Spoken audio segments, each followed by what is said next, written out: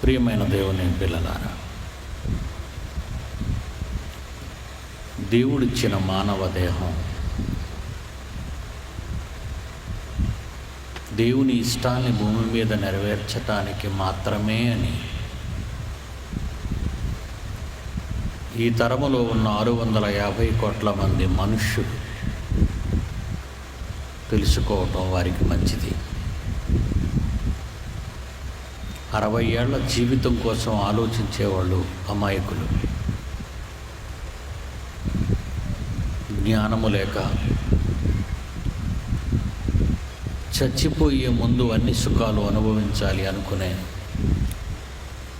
అభాగ్యులని ఎందరి కొరకు దేవుడు రాయించిన ఈ మాటలు భవిష్యత్తును తెలియచేస్తూ ఉన్నాయి. ఎన్నో ఆత్మహత్యలు, ఆత్మాహుతులు ప్రతిరోజు మనం చూస్తుంటే ప్రపంచ నలుచెరుగుల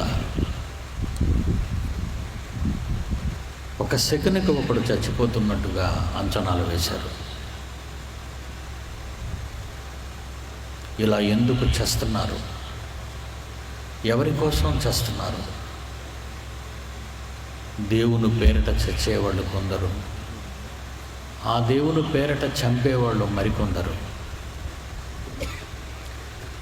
ప్రేమ విఫలమైందని పురుగుల మందు తాగిన అమాయకులైన పిల్లలు ఎందరో, పంటలు పండలేదని నష్టాల ఊబిలో చిక్కుకున్నామని పంట కొరకు కొన్న పురుగులు మందును తాగిన ఎందరో నిర్భాగ్యులైన రైతు సోదరులు ప్రాణాలు పోగొట్టుకున్న వైనం మనకు తెలియనిది కాదు. ఇదేనా మానవ జీవితం? ఇంతేనా మనుషుని ఆలోచన? తన కళ్ళ ముందున్న ఎన్నిటి కోసం ఎన్నో విధాలుగా ఆలోచించే ఈ మనిషి తన కోసం ఎందుకు ఆలోచించలేకపోతున్నాడు అని మనం అనుకుంటే ఒకే ఒక కారణం బలీయమైనది కనబడుతుంది. చిన్ననాటి నుండి దేవుని గూర్చిన జ్ఞానం మనిషికి లేకపోవటమే.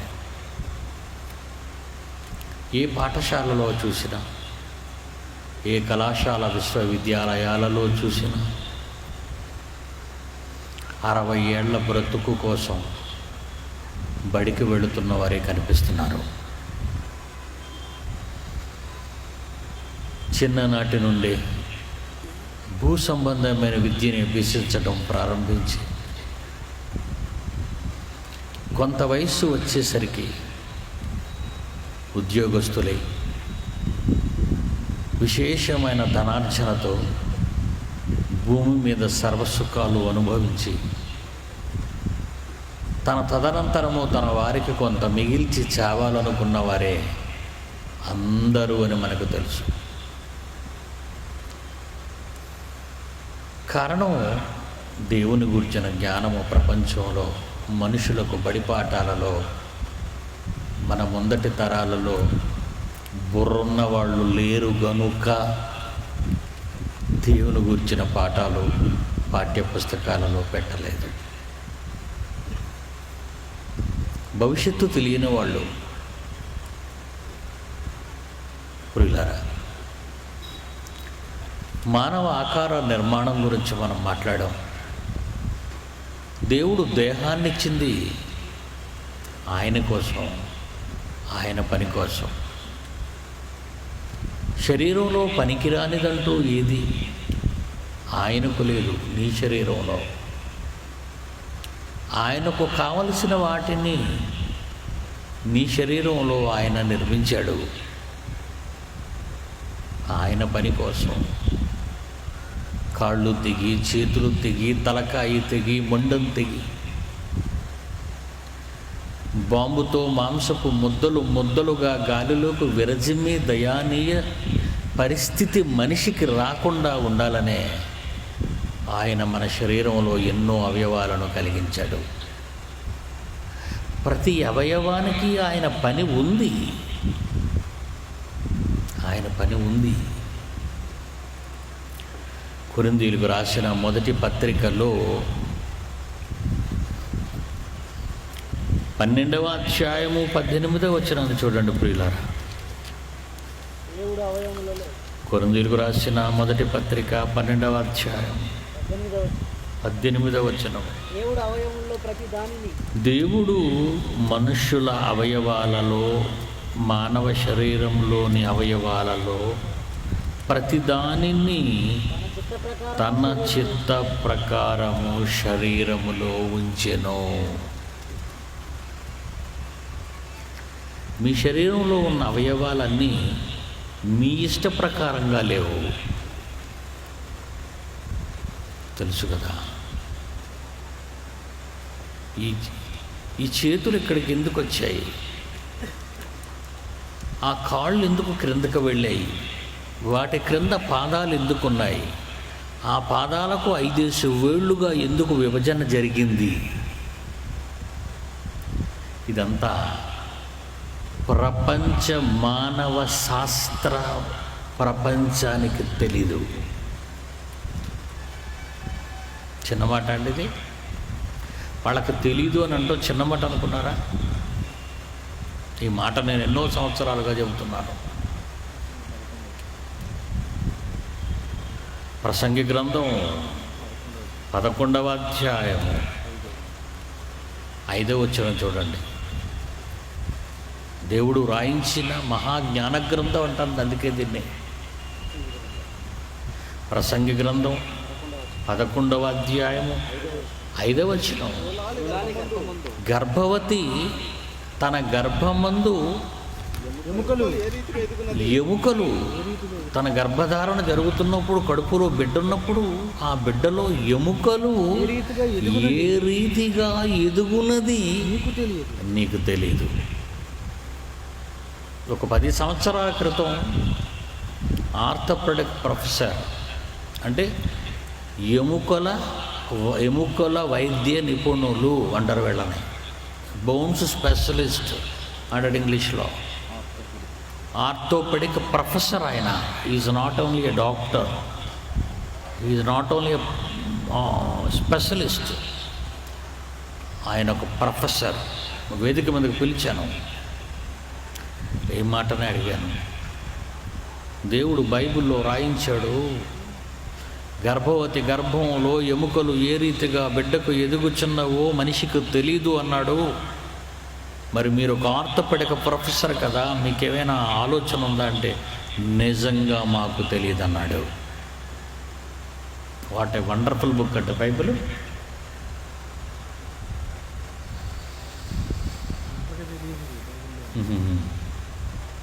ఒక కణం 2, 4 ఇలాగ కొన్ని కోట్ల కణాలు ఈ శరీరంలో ఉన్నాయండి. ఇన్ని కోట్ల కణాలు ఎలా వచ్చాయో తెలుసా? కణ విభజన జరిగింది. కణాలు విడిపోతున్నాయి. అన్ని కణాలు ఒక్కలాగే ఉంటాయండి మనకి. కానీ చిత్రం ఏంటో తెలుసా? ఈ తల వెంట్రుకలకు ఏ కణాలు వర్తించాయి? ఈ కనుపాపలకు ఏ కణాలు వర్తించాయి? నాలుకకు, వేళ్లకు, గుండెకు, కిడ్నీకి, రక్తానికి. ఆలోచించండి ప్రియులారా, ఒకే కణాలు ఇన్ని రకాలుగా ఎలా విభజన చెందాయి? మీకు ఒక విచిత్రం చెప్పమంటారా? విచిత్రమేనండి. అసలు ఎవరికి తెలియదండి ప్రపంచంలో.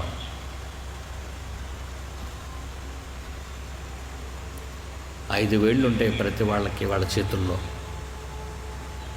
దీని పేరు బొటనవరేనండి, దీని పేరు చూపుడు వేనండి, ఇది మధ్యపు వేనండి, ఇది ఉంగరపు వేనండి, ఇది చిటికిన వేనండి. 5 వేళ్లకు 5 పేర్లు ఉన్నాయి. గర్భంలో, తల్లి గర్భంలో కణాలు విభజన చెందుతున్నప్పుడు ఈ బొటనవేలుగా మారిన కణాలకు మేము బొటనవేలుగానే మారాలని ఎలా తెలుసు? ఆలోచించాలి మీరు. ఈ చూపుడు రేణులో ఉన్న కణాలు మేము చూపుడు వేణుగా మారాలని దీనికి ఎలా తెలుసు? ఈ కణాలకు ఎలా తెలుసు? ఈ వేణును తయారు చేసిన కణాలకు. అలాగే మధ్యపు వేణు, ఉంగరపు వేణు, చిటికెన వేణు, అలాగే మెదడు. ఇకపోతే శరీరంలో 4 ప్రధాన భాగాలు ఉన్నాయి. ఒకటి చర్మము, బయటికి కనిపించేది. దాని లోపల ఉన్నది మాంసము. వాటిని అట్టే పట్టుకున్నవి నరములు. ఈ మాంసపు గూటిని నిలబెట్టడానికి వాడబడిన ఎముకలు. 4 ప్రధానమైనవి మీకు కనబడుతున్నాయి మానవాకారంలో. 1 చర్మం, 2 మాంసం, 3 నరములు, 4 ఎముకలు. వీటిలో ఉన్నవి కణాలేగా.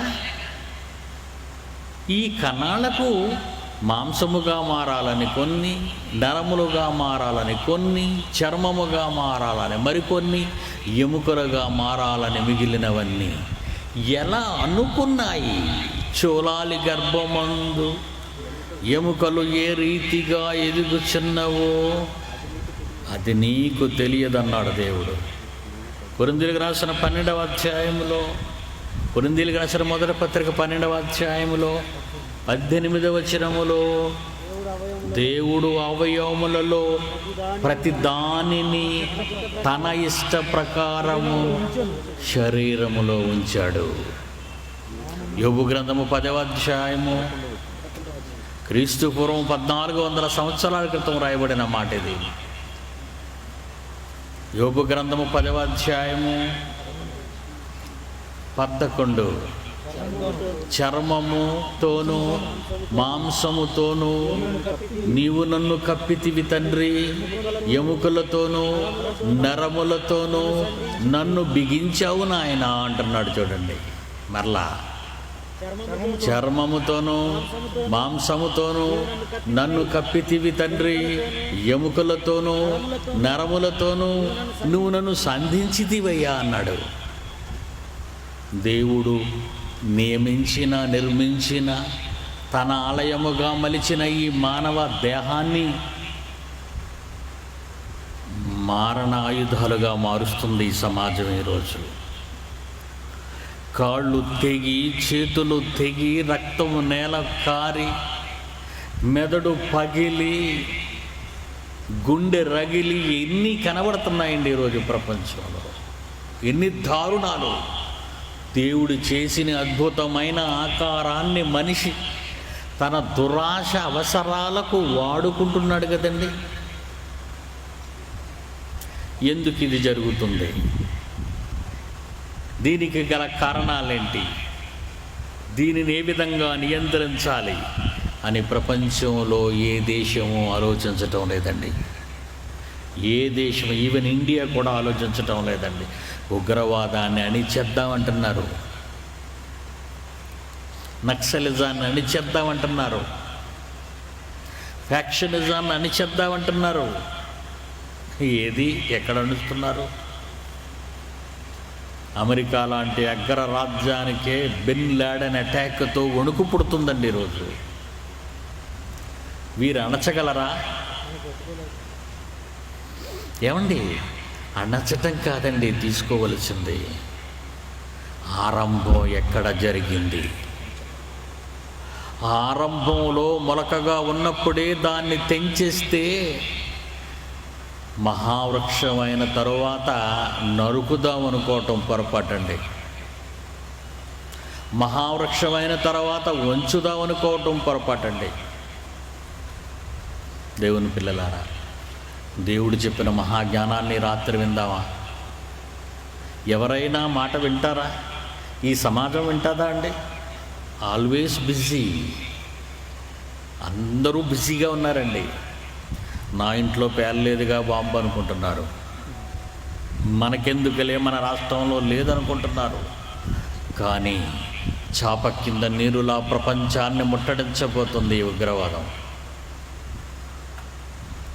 చాప కింద నీరులా మానవ దేహాలను ఛిద్రం చేయటానికి పూనుకుంది దుష్ట శక్తి. మానవ హృదయాలను మలిచేసింది, తప్పు మార్గాన్న లాగేస్తుంది. చిన్ననాటి నుండి ప్రతి పిల్లవాడి మనస్సులో తప్పుడు ఆలోచనలకు చోటిచ్చింది కాదా? ఈ టీవీలు చూశారు కదా మీరు, చిన్న పిల్లలండి, సంవత్సరాల పిల్లలు. ఆ డ్యాన్సులేంటి, ఆ పాటలేంటి, ఆ గెంతులేంటి, ఏమండి? ఎవరైనా ఎందుకయ్యా ఇవి చూపిస్తున్నావు అని అడుగుతున్నారా? ఎందుకు ఇలాంటివి చూపిస్తున్నారు? ఏమండి, అవి ఏమైనా భరతనాట్యమా, కూచిపూడా, ఏమండి ఏమైనా సాంప్రదాయ సిద్ధమైన భంగిమలతో కూడిన నాట్యమా అండి అది? సెక్స్, ఆ బిట్స్ అన్నీ సెక్స్ బిట్లండి, సెక్స్ బిట్లు అంటారు వీటిని.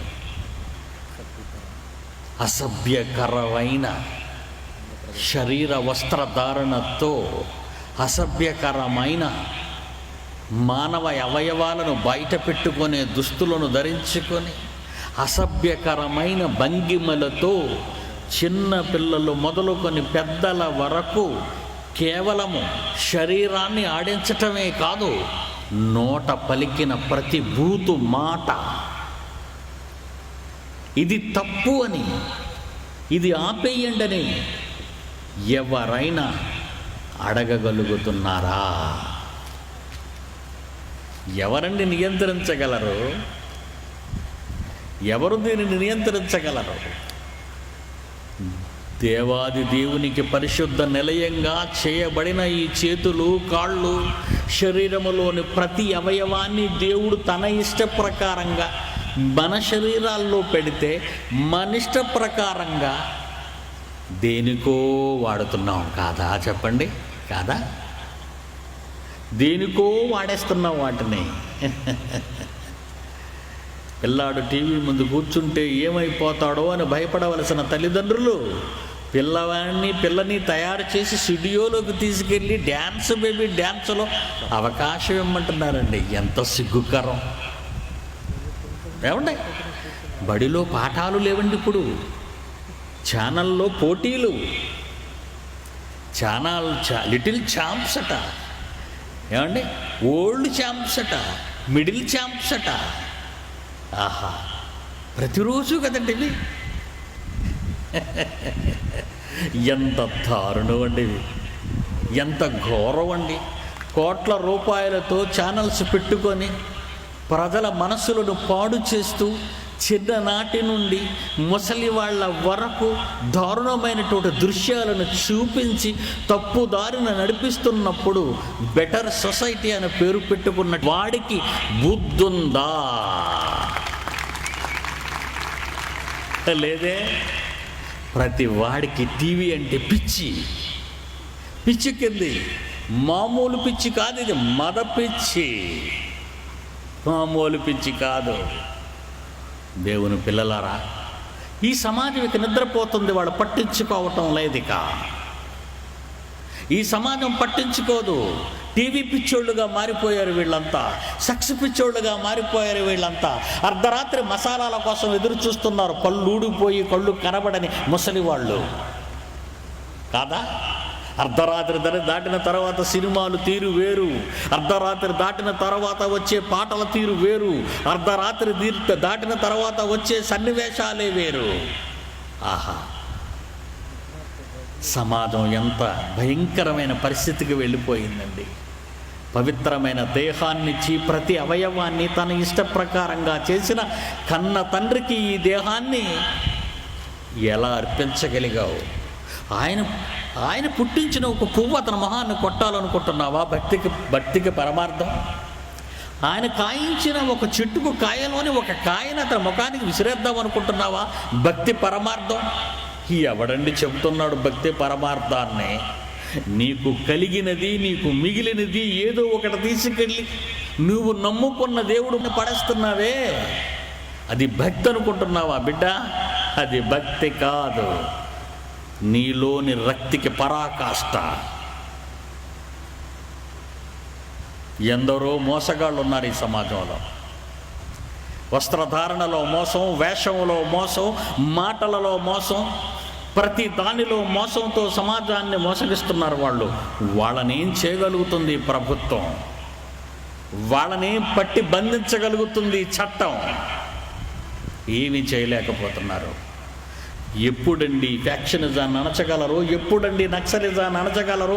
ఎప్పుడండి ఉగ్రవాదాన్ని అణచగలరు? మీరే చెప్పండి. వీళ్ళు అణచగలరా? అది వారి తరం కాదు. ప్రతి వాడి పొగరు అణచాలంటే ఒకే ఒక ఆయన ఉన్నాడు.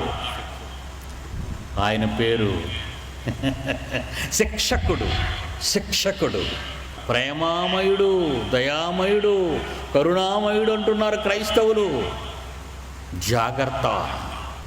తీర్పు ఎక్కడ ప్రారంభమవుతుందని బైబిల్లో చెప్పబడింది? ముందు దేవుని ఎంట ఆరంభమవుతుంది. క్రైస్తవులే దొంగలుగా మారితే, కంచే చేను మేస్తే, ఆలోచించండి. పేతురు రాసిన మొదటి పత్రిక 4వ అధ్యాయము, పేతురు రాసిన మొదటి పత్రిక 4వ అధ్యాయము 17వ వచనం. తీర్పు, జడ్జిమెంట్. డూమ్స్డే అనుకుంటుంది అమాయక ప్రపంచం. తీర్పు, జడ్జిమెంట్. దేవుని ఇంట అనగా నా ఇల్లు అనుకొని ఎవరిని ఎన్నుకున్నాడో, అతని ఇల్లు నేనే అని ఎవరు యేసును నమ్ముకున్నారో వాళ్ళేనండి దేవుని ఇల్లు. తరగడం మన దగ్గర ఆరంభమవుతుందన్నాడు, నరకడం మనతోనే ఆరంభమవుతుందన్నాడు, చంపటం మనతోనే ఆరంభమవుతుందన్నాడు. దేవుని తీర్పు మన యొద్దనే ఆరంభమైతే దేవుని సువార్తకు అవిధేయులైన మిగిలిన ప్రపంచ జనాభా సంగతి ఏం కావాలి అని అడుగుతున్నాడు. నీతిమంతుడనని చెప్పుకునే నీవే రక్షింపబడుట దుర్లభమైతే, భక్తి లేనివాడు, ప్రతిరోజు పాపిగా జీవిస్తున్నవాడు ఎక్కడ నిలబడతాడని అడుగుతున్నాడు. ఈ మాట ఈనాటిదా? తన ఇష్ట ప్రకారంగా శరీరంలో అవయవ నిర్మాణాన్ని చేస్తే అవయవాలను దుర్నీతి సాధనాలుగా, మానవ బాంబులుగా, ఆయుధాలుగా, అబద్ధాలకు, దోపిడీకి, వ్యభిచారానికి, కబ్జాలకు దోచిపెడుతున్నావే, శరీరాన్ని వాడుకుంటున్నావే. దేవుడు ఊరుకుంటాడా? దేహాన్నిచ్చిన దేవుడు ఊరుకుంటాడా? నీవు పెంచిన కోడి గుడ్డు పెట్టకపోతే కోసేయటం నీకు న్యాయం. నీవు పెరటలో వేసుకున్న చెట్టు ఫలించకపోతే నరికేయటం నీ ధర్మం. ఇది నీకు ధర్మం, ఇది నీకు న్యాయం అనుకుంటే, నిన్ను చేసిన దేవుడు నువ్వు తన కొరకు పనికి రాకపోతే ఏం చెయ్యాలో తీర్పు నీ నోటే చెప్పాలి. దేవుని పిల్లలారా, మీ మీద నాకేమైనా ద్వేషం ఉందా? లేదండి. నేను మిమ్మల్ని ప్రేమిస్తున్నానండి. I love you. మిమ్మల్ని ప్రేమించబట్టే రాబోయే భయంకర విపత్తును మీకు ముందుగా చెబుతున్నాను. క్రైస్తవ్యం నిర్వీర్యమైపోయింది. బోధకులు దొంగలుగా మారిపోయారు, కాపర్లు దోచుకునేవారుగా మారిపోయారు. జబ్బులు పోతాయి, పిల్లలు పుడతారు, కోర్టులో సమస్యలు గెలుస్తారని లేనిపోని పనికిరాని ఆశలను చూపించి అమాయక క్రైస్తవ జనాన్ని ఆకట్టుకొని అన్యాయానికి నడిపిస్తున్నారే తప్ప దిద్దుట లేదు. కనుక నీవు నమ్ముకున్న యేసు దయామయుడు అనుకుంటే పొరపాటు, నువ్వు నమ్ముకున్న యేసు ప్రేమామయుడు అనుకుంటే పొరపాటు. Lights off.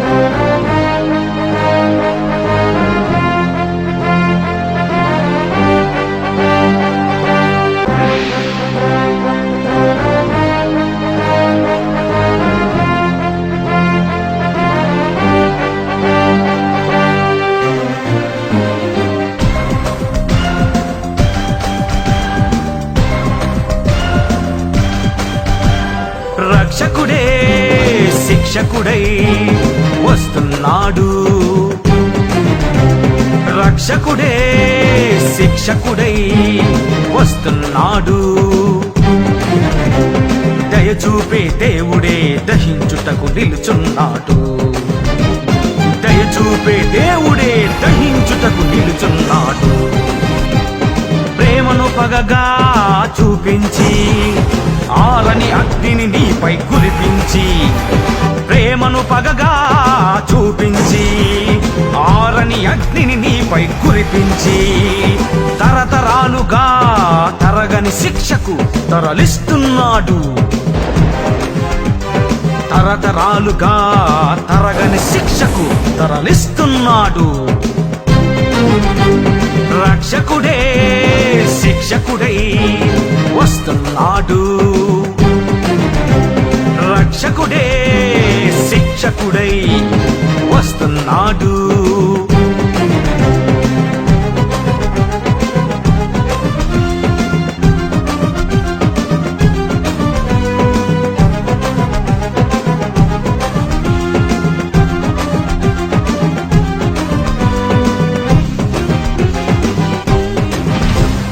భారము మోసే నా ప్రజలారా రండని పిలిచిన దేవుడే. భారము మోసే నా ప్రజలారా రండని పిలిచిన రక్షకుడే. అక్రమమును చేసే మీరు పొండని చెప్పే ఆగడియే. అక్రమమును చేసే మీరు పొండని చెప్పే ఆగడియే.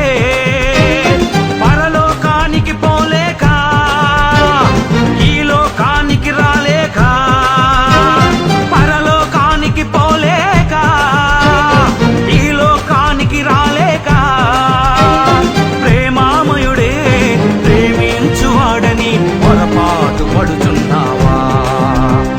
కరుణామయుడే కరుణించువాడని పొరపాటు పడుచున్నావా?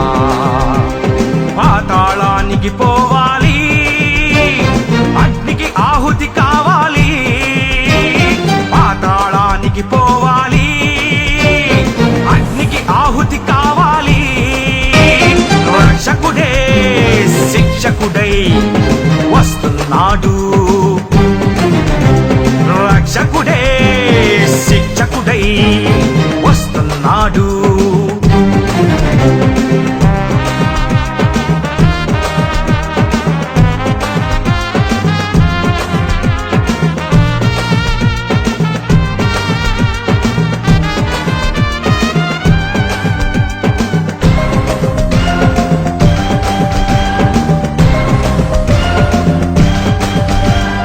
అవిధేయులను జలప్రళయంలో ముంచేశాడు ఆనాడు. కామాంధులను సొదొమాలో కాల్చేశాడు మరునాడు. సృష్టికి భయపడే నీవు సృష్టికర్తకు భయపడవా? సృష్టికి భయపడే నీవు సృష్టికర్తకు భయపడవా? ప్రేమామయుడే ప్రేమించువాడని పొరపాటు పడుచున్నావా? కరుణామయుడే కరుణించువాడని పొరపాటు పడుచున్నావా? పాతాళానికి పోవాలి, అగ్నికి ఆహుతి కావాలి. పాతాళానికి పోవాలి, అగ్నికి ఆహుతి కావాలి. రక్షకుడే శిక్షకుడై వస్తున్నాడు. రక్షకుడే శిక్షకుడై వస్తున్నాడు. సీఎంను కూర్చోబెట్టి, ఏంటండి మీ తరువాత పరిస్థితి అని అడిగితే ఒక మాట అంటాడు, ఏ మినిస్టర్ అయినా చట్టం తన పని చేసుకుంటూ పోతుందని. మనుషుని చట్టాలు పని చేస్తాయో చెయ్యవో మనకు తెలియదు, కానీ దేవుని చట్టం మాత్రం తప్పు చేసే ప్రతి వాడికి తొక్క తీసేయక తప్పదు. CM, PM, president of India ఎవరైనా సరే తప్పు చేస్తే దేవుడు విడిచిపెట్టడు. నువ్వైనా సరే నేనైనా సరే నన్నెవ్వరేం చెయ్యలేరు, నన్నెవ్వరూ చూడలేదు, నాకు చాలా ఉంది, అధికారం గలవాడని నన్ను అనుకుంటున్నాడా ఎవడైనా ఈ ప్రపంచంలో? మట్టు పెట్టబడతాడు ప్రభాకరన్ పిల్లైలా, మట్టు పెట్టబడతాడు హిట్లర్లా, మట్టు పెట్టబడతాడు బిన్ లాడెన్లా. దేవుని పిల్లలారా, దేవుడిచ్చిన ఈ పవిత్రమైన దేహాన్ని దేవుని కొరకు అర్పణ చేయవలసిన నీవు నీ నోటితో మంచి మాటలు, నీ చేతలతో ఉత్తమమైన మంచి పనులు, నీ కాళ్ళతో మంచి నడకలు సమాజానికి నేర్పించగలిగితే ఈ సమాజం, ఈ వ్యవస్థ ఈ దౌర్భాగ్యపు స్థితిలోకి వచ్చేది కాదు. ఎవరు చెబుతున్నారు ఈ పాఠాలు? ఎక్కడ చెబుతున్నారు ఈ పాఠాలు? ఎలా బ్రతకాలి, ఎలా సంపాదించాలి, ఎలా కట్టుకోవాలి, ఎలా సుఖం అనుభవించాలి, అవసరమైతే ఎదుటివాని కుత్తుక ఎలా కొయ్యాలి అన్నదే పైనుంచి కింద వరకు ప్రతి వాని మనసులో ఉన్న తప్పుడు ఆలోచన. కనుక ఈ వ్యవస్థను బాగు చేయాలంటే ఒక మార్గం ఉంది, అది చెబుతాను వినండి. లూకా రాసిన సువార్త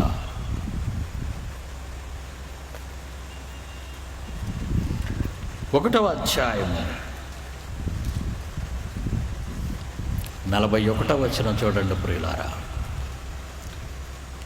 క్రీస్తు శకం ప్రారంభంలోనే దేవుడు రాయించిన ప్రపంచానికి అందని మహాజ్ఞానపు విషయం. లూకా సువార్త 1వ అధ్యాయం 41. మరియా ఎలిజబెత్ ఇంటికి వచ్చింది. ఆ రోజు ఎలిజబెత్ గర్భవతి. ఆమె కడుపులో ఉన్న బిడ్డ బాప్తిస్మం ఇచ్చి యోహాను. నెలలలో ఉన్న బిడ్డ, తల్లి కడుపులో ఉన్న బిడ్డ.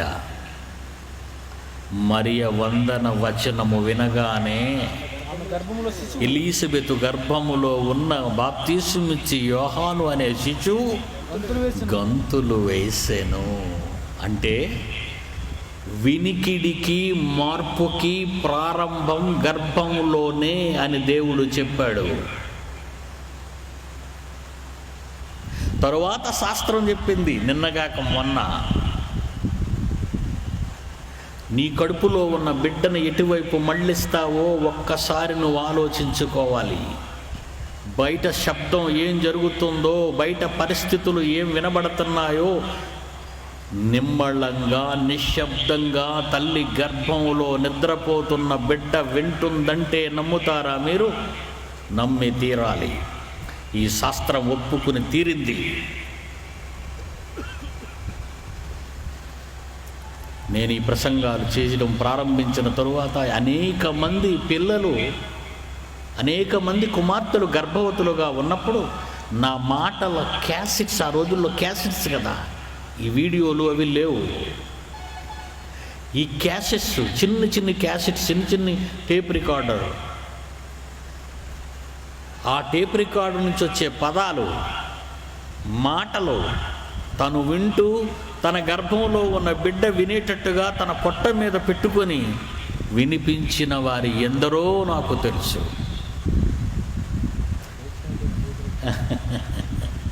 అవసరం అంటారా?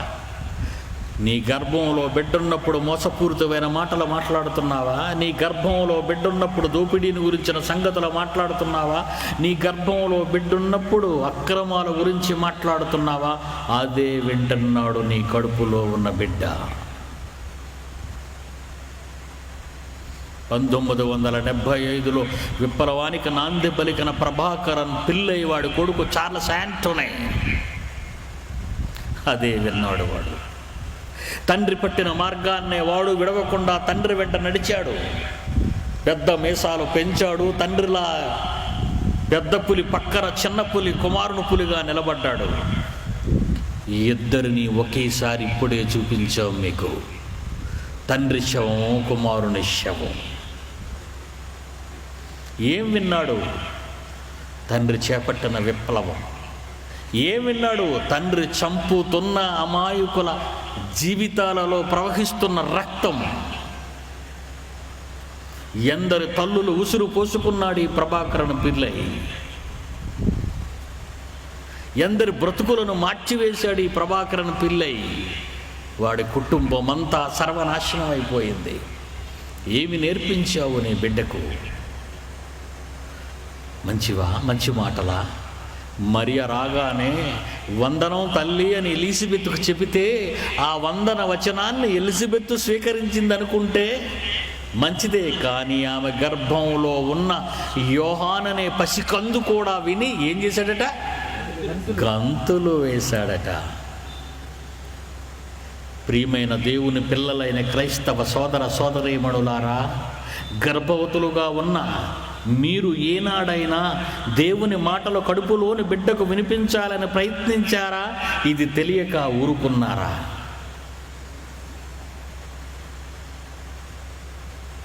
దేవుని పిల్లలైన క్రైస్తవులైన భర్తలారా, ఏ రోజైనా మీ భార్య చోలాలిగా ఉన్నప్పుడు ఈ మాటలు కడుపులో ఉన్న బిడ్డకు వినిపించాలని ప్రయత్నించారా?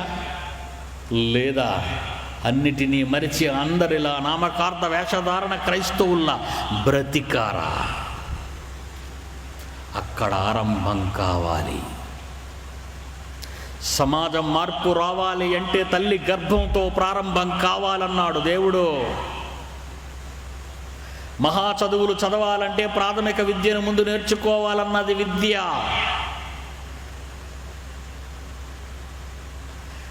కోటల మీద మనం చూస్తే ఈరోజు ఆ ఊరుగళ్ళు కానీ పెద్ద పెద్ద కోటలు చూస్తుంటే ఆ కోటలు పగిలిపోయి కనబడుతుంటాయి. ఎందుకో తెలుసా? అక్కడ ఒక పెద్ద చెట్టు, రావి చెట్ట, మర్రి చెట్ట, అబ్జర్వ్ చేయండి ఈసారి మీరు. ఆ చెట్టు ఎప్పుడు పడిందో ఎవ్వరికీ తెలియదు. ఎక్కడో ఒక పక్షి, ఒక కాకి, ఒక పిచ్చుక, ఏదో ఒక గోర, ఒక మైనా, ఏదో ఒకటి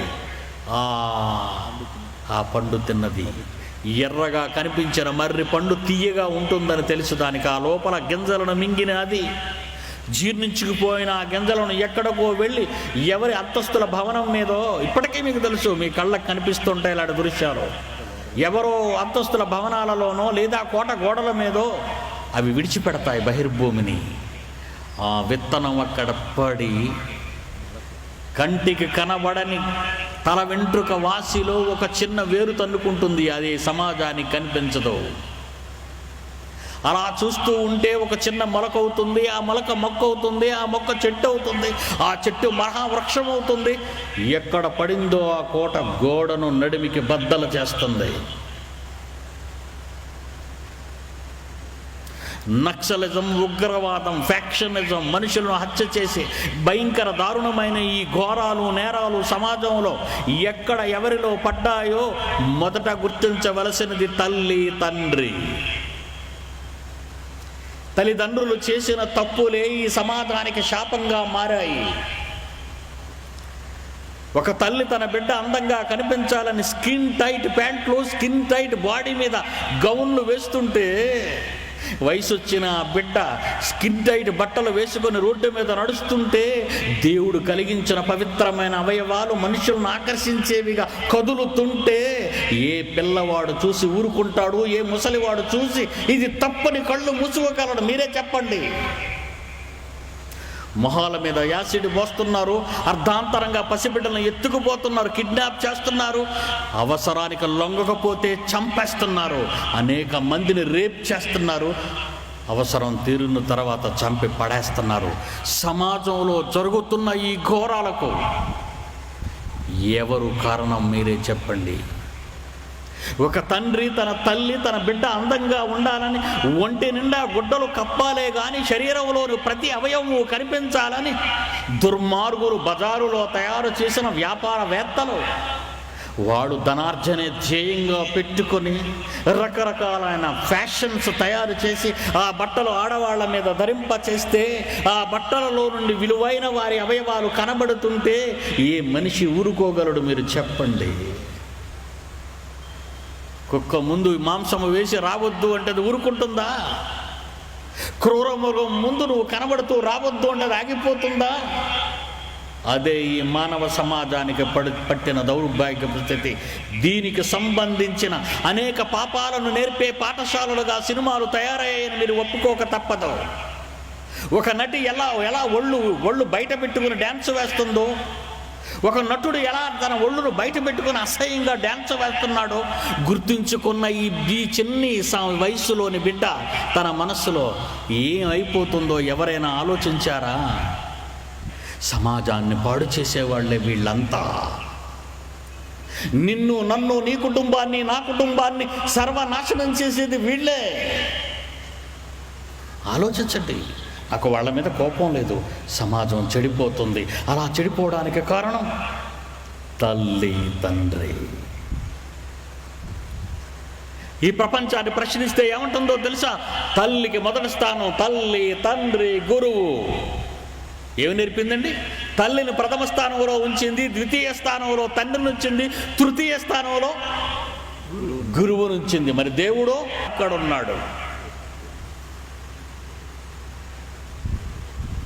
పోటీల్లో బంగారు పతకం, వెండి పతకం, కాంస్యం పతకం, 3 పతకాలే, 4వ పతకం ఉండదు. కానీ ఈ మానవ సమాజం దేవుణ్ణి అవహేళన చేసి ఏం చేసిందో తెలుసా? 4వ స్థానంలో పడేసింది దేవుణ్ణి. తల్లి, తండ్రి, గురువు, దైవం.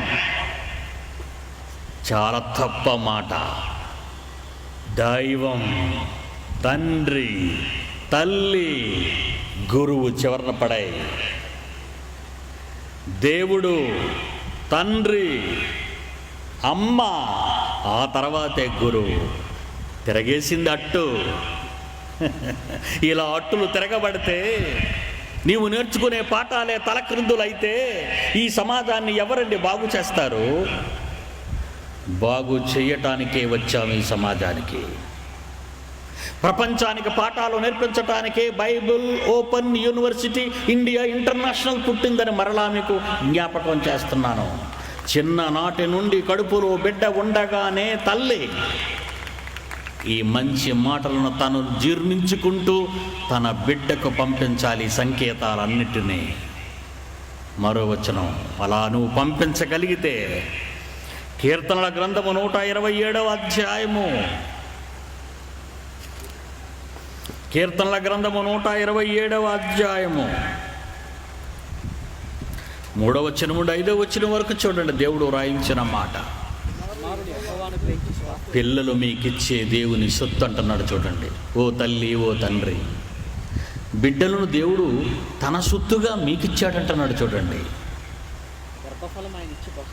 నీవు నీళ్లు పోసుకున్నావు అనుకుంటున్నావే, అది ఆయన ఇచ్చిన గర్భఫలం అన్నాడు. గర్భఫలం ఆయన ఇచ్చిన బహుమానం అన్నాడు. ఆ బహుమానాన్ని అద్దాల్లో పెట్టి అందంగా తుడిచి అందరికీ చూపించేటంతటి ఎత్తులో నీ బిడ్డను పెంచాలే తప్ప కనేసి రోడ్డును పారేస్తే ఆ గర్భఫలం ఏమవుతుందో తెలుసా? మారణాయుధంగా మారిపోతుంది. బహుమానాన్ని భద్రపరచాలి బిడ్డ, భద్రపరచాలి. దేవుడిచ్చిన ఈ బహుమానాన్ని అద్దాలలో భద్రపరచవలసిన నీవు, నీ ఇంటికి వచ్చిన ప్రతి వారికి నీ బహుమానం యొక్క గొప్పతనమును ప్రకటించవలసిన నీవు, సమాజానికి ఉత్తమ నాయకుడిగా, ఉత్తమ నాయకురాలుగా నీ బిడ్డలను నువ్వు తీర్చిదిద్దవలసిన నీవు, సమాజానికి నీ బిడ్డలను చూపించి దేవుని తరఫున యుద్ధం చేసే బలాఢ్యులుగా తీర్చిదిద్దవలసిన నీవు, ఈ పాప కోపంలో, ఈ పాపపు ప్రపంచంలో తప్పుడు అలవాట్లకు నాయకుడిగా చేస్తున్నావు, నాయకురాలుగా చేస్తున్నావు నీ బిడ్డల్ని. తర్వాత మాట, నీ యవన కాలంలో పుట్టిన ఈ పిల్లలు బలవంతుని చేతిలో బాణముల వంటి వారు కావాలి. ఎందుకు ఈ బాణం? ఎవరా బలవంతుడు? బలవంతుడు దేవుడైతే ఆ బలవంతుని చేతిలో నీ కుమారుడు, కుమార్తె ఒక బాణమైతే ఆ దేవుడాన్ని సంధించి తప్పు జరుగుతున్న ప్రతి చోట ప్రయోగించగలిగితే తప్పు చేసే ప్రతి వాడు తన తప్పును దిద్దుకుంటాడు.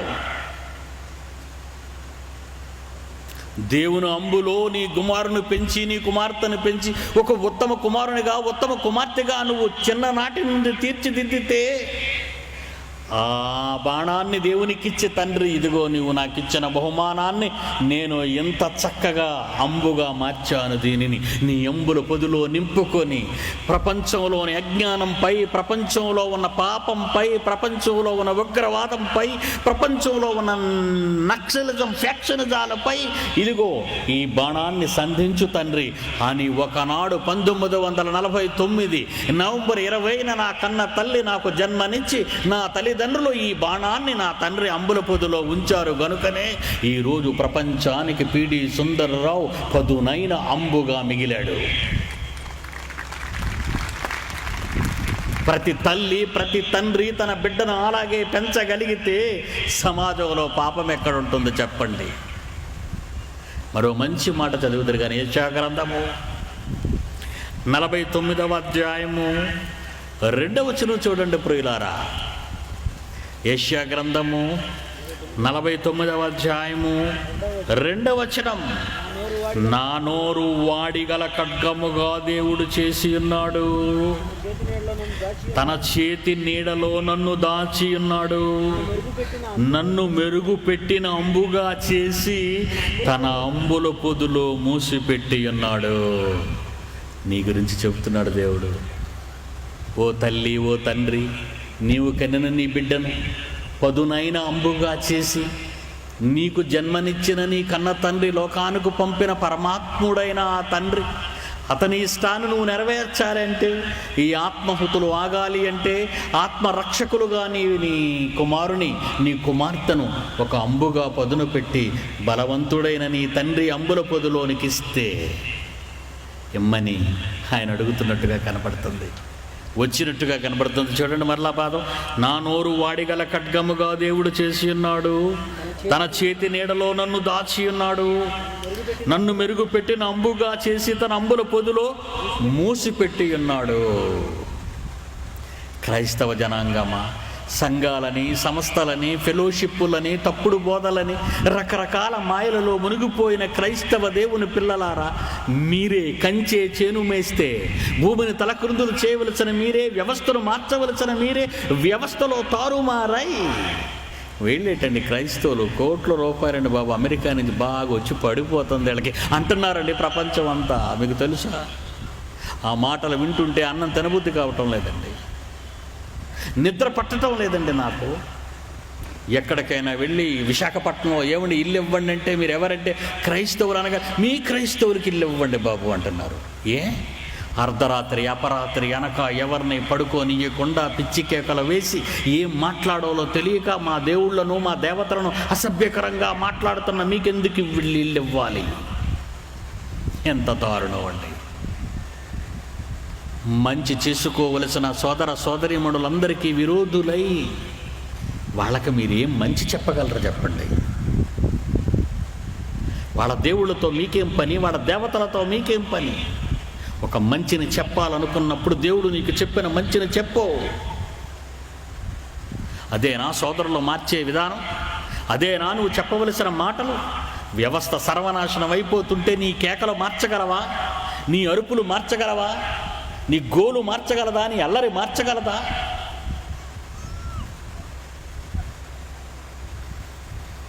జాగ్రత్త.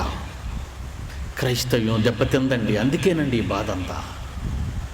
క్రైస్తవ్యం నిర్వీర్యమైపోతుందండి. ఎవడకు తోచిన మాటలు, ఎవడకు తోచిన విధానంలో వాడు బైబిల్లో మాట్లాడుతుండటం వలన మహాజ్ఞానం దూరం అయిపోయిందండి. మరో మంచి మాట బైబిల్లో మీకోసం దేవుడు రాయించాడు. ద్వితీయోపదేశకాండం 6వ అధ్యాయం 6-7 వచనాలు ప్రియులారా. ద్వితీయోపదేశకాండం 6వ అధ్యాయము 6-7 వచనాలు. నేడు నేను నీకు ఆజ్ఞాపించిన మాటలు మోషే ఆ ఇశ్రాయేలీలతో చెప్పు, ఆ క్రైస్తవులతో చెప్పు, మీ హృదయంలో ఉండాలవి. కుమారులకు వాటిని అభ్యసింప నీ హృదయంలో ఉండడమే కాదు, నీ పిల్లలకు అవి చెప్పాలి, అభ్యసింప చెయ్యాలి. ఇంట కూర్చుండునప్పుడు నీ ఇంట కూర్చున్నప్పుడు నీ పిల్లలకు చెప్పాలి. త్రోవ నడుచున నీ త్రోవను నీ పిల్లలు తీసుకుని వెళ్ళినప్పుడు నీ పిల్లలకు చెప్పాలి. పండుకొనినప్పుడు పండుకునేటప్పుడు నీ పిల్లలకి దేవుని మాటలు చెప్పాలి. లేచినప్పుడు వాటిని గురించి లేచినప్పుడు నా గురించిన మాటలు నీ పిల్లలకు చెప్పాలి. సూచనగా వాటిని నీ చేతికి కట్టుకొని వెళ్ళను. సూచనగా నీ చేతి కట్టుకోవాలి ఈ మాటలు.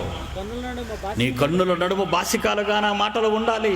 ఇంటి ద్వారబంధము నీ ఇంటి ద్వారబంధముల మీద, గౌన్ల మీదను వాటి నీ గౌనుల మీద వాటిని వ్రాయించాలి. ఆహా, ఎంతటి హితబోధ చేసాడండి ఆయన. చిన్ననాటి నుండి పిల్లల్ని పడుకున్నప్పుడు, లేచినప్పుడు, అన్నం తిన్నప్పుడు, తిరిగినప్పుడు, అంటే నీ బిడ్డలను విడిచిపెట్టకూడదనేగా. నీ బిడ్డలను విడిచిపెట్టకుండా ఎన్నడూ వారిని నీ దగ్గర పెట్టుకొని దేవుని వాక్యంతో ప్రతి క్షణం వాళ్ళ బలపరచాలని దేవుడు చెబితే ఏం చేస్తున్నావు క్రైస్తవుడా? ఎంసెట్ అంటున్నావు, ఈ సెట్ అంటున్నావు, ఆ సెట్ అంటున్నావు, డాక్టర్లు అంటున్నావు, ఇంజనీర్లు అంటున్నావు. ఎలా మార్చేసావయ్యా నే పిల్లల్ని? సమాజం ఎందుకు చెడిపోయింది? అమెరికాలో జీతాలు లక్షల రూపాయలు వస్తే మన ఇండియన్స్ అమెరికాలో ఉండి ఆ లక్షల రూపాయలు ఏం చేయాలో తెలియక పబ్బులకు వెళ్తున్నారు, క్లబ్బులకు వెళ్తున్నారు.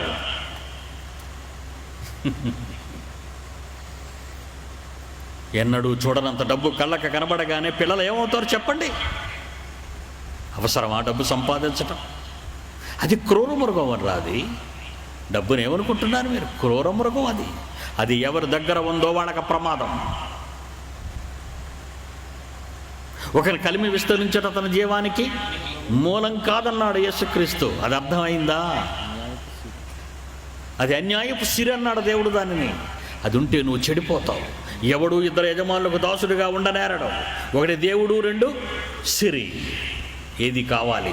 ఈరోజు క్రైస్తవులను చెప్పుకున్న వారే తమ పిల్లలు గొప్పగా చూడాలని, లక్షాధికారులు కావాలని, కోట్లు మిగలాలని వాళ్ళ బిడ్డలకే డబ్బాశ చూపిస్తున్నప్పుడు దేవుని జ్ఞానం వాళ్ళు ఏమో నేర్పిస్తారు చెప్పండి? మరో వచనం చూస్తారా? 4వ అధ్యాయం. ఇది మీ పిల్లలతో సరిపెట్టుకుంటున్నారా? మీరు నేర్చుకొని మీ పిల్లలకి చెప్పడం అనుకుంటున్నారా? కాదు, ఇంకొక తరానికి కూడా దాన్ని చెప్పమన్నాడు. చూడండి 4వ అధ్యాయం 9వ వచనం. అయితే నీవు జాగ్రత్త పడుము. నీవు జాగ్రత్త పడాలి. ముందు కన్నులారా చూచిన వాటిని నీవు కన్నులారా చూచిన వాటిని మరొక ఇండునట్లు నువ్వు మరొక ఇండినట్లు జీవితకాలం నీ జీవితకాలం అంతా హృదయంలో నుండి తొలగి నీ హృదయములో ఉండి దేవుని మాటలు తొలగిపోకూడదు. మనసును జాగ్రత్త నీ మనస్సును జాగ్రత్తగా కాపాడుకో. కుమారులకును నీ కుమారులకు, నీ కుమారులకు వాటిని నేర్పించాలన్నాడు. చూడండి, దేవుని మహాజ్ఞానాన్ని కడుపులో బిడ్డగా ఉన్నప్పుడే 100వ వచనం విన్న తర్వాత యోహాను ఎలా గంతులు వేశాడో, దేవుడు నీ గర్భాన్న ఒక ఫలాన్ని ఇవ్వబోతున్నాడు, బహుమానాన్ని ఇవ్వబోతున్నప్పుడే దేవుని మాటలు అతనికి వినిపింపజేసి గర్భంలో నిశ్శబ్దంగా ఉన్న ఆ సమయంలోనే ఈ మాటలు ఆ పిల్లవాడు వింటే బయటకు వచ్చిన తర్వాత నువ్వు త్రోవలో కూర్చున్నప్పుడు కానీ, నడిచినప్పుడు కానీ, పరుండ పెట్టినప్పుడు కానీ, భోజనం తిన్నప్పుడు కానీ, లేచినప్పుడు కానీ ఇవే మాటలు నువ్వు జ్ఞాపకం చేస్తే అతడు ఒక యేసుక్రీస్తుగా మారుతాడు. అతడు ఒక పౌలుగా మారుతాడు. అతడు ఒక స్టెఫెనుగా మారుతాడు. ఆ బిడ్డ ఒక రూతుగా మారుతుంది. ఆ బిడ్డ ఒక ఎస్తేరుగా మారిపోతుంది, ఒక మరియగా మారిపోతుంది. ఈరోజు క్రైస్తవులు పిల్లలు ఎలా ఉన్నారో మీకు తెలుసా? చెవులకి వీళ్ళకి రింగిలే, మగాళ్ళకి రింగిలేనండి.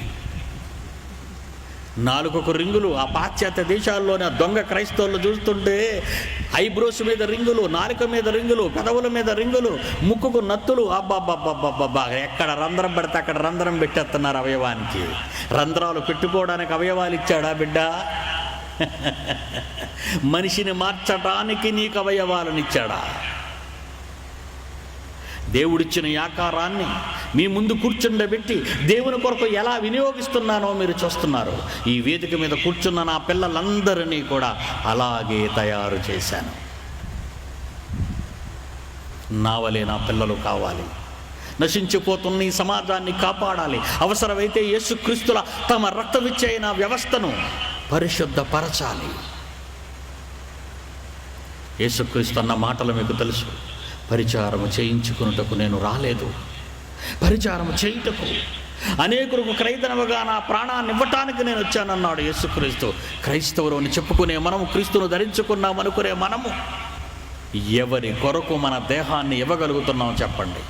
మన కాలాన్ని ఇవ్వగలుగుతున్నావా? మన ధనాన్ని ఇవ్వగలుగుతున్నావా? మన నడతలు ఇవ్వగలుగుతున్నామా, మన చేతలు ఇవ్వగలుగుతున్నామా, మన ఆలోచనలు ఇవ్వగలుగుతున్నామా, మన పిల్లల్ని ఇవ్వగలుగుతున్నామా? చెప్పండర్రా.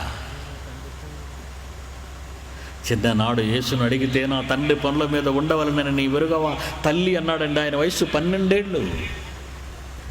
లోకాసు వార్త 2వ అధ్యాయం 49వ వచనములో ఆయన ఎత్తుక్కుంటూ వచ్చిన తర్వాత ఆయన అన్న మాట అదే, నేను నా తండ్రి పనుల మీద ఉండవలనని మీరు ఎరుగరా? 12 ఏళ్లకే తండ్రి పనుల మీద ఉండాలన్న సంగతి ఆ రోజు మరియమ్మ కూడా మర్చిపోయింది. మీరు మర్చిపోకూడదు. చివరిగా ఒక మాట చూద్దాం. ఎఫెసీయులకు రాసిన పత్రిక 6వ అధ్యాయం 4వ వచనం చూడండి. తండ్రులారా, బిడ్డలను కన్న తండ్రులారా, బిడ్డలను కన్న తండ్రులారా, ఈ మాట చదవండి. ఎఫెసీయులకు రాసిన పత్రిక 6వ అధ్యాయం 4వ వచనం, తండ్రులారా మీ పిల్లలకు కోపము రేపకండి, ప్రభు యొక్క శిక్షలోను బోధలోను వారిని పెంచండి. జయశాలి కాలంగళ నుండి వెలువడిన ప్రపంచ మానవ శాస్త్రాలను తలక్రిందులు చేసే అద్భుత ప్రసంగ ఆడియో, వీడియో, సీడీలు మరియు డివిడీల వరకు మమ్మల్ని సంప్రదించగలరు.